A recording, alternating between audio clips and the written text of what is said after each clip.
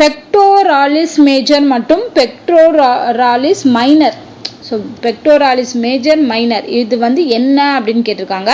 இது பறவைகளை பறத்தலுக்கு உதவக்கூடிய தசைகள், பறத்தல் தசைகளுக்கு பேர் தான் pectoralis major, pectoralis minor. So இது ரொம்ப முக்கியம், ஞாபகம் வச்சுக்கோங்க. பறத்தல் தசைகள்.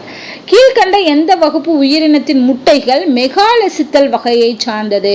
மெகாலெசித்தல் வகையை சார்ந்த முட்டைகளை கொண்ட வகுப்புகள் எதுன்னு பார்த்தீங்கன்னா பறவைகள். ஸோ பறவைகள் பரப்பனை இருக்கு இல்லையா, அதுதான் வந்து அந்த வகுப்பில் உள்ள உயிரினங்கள் தான் மெகாலெசித்தல் முட்டை வகையை சார்ந்தது.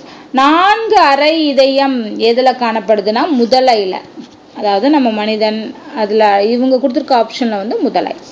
கீழ்கண்டவற்றில் எது முட்டையிடும் பாலூட்டி?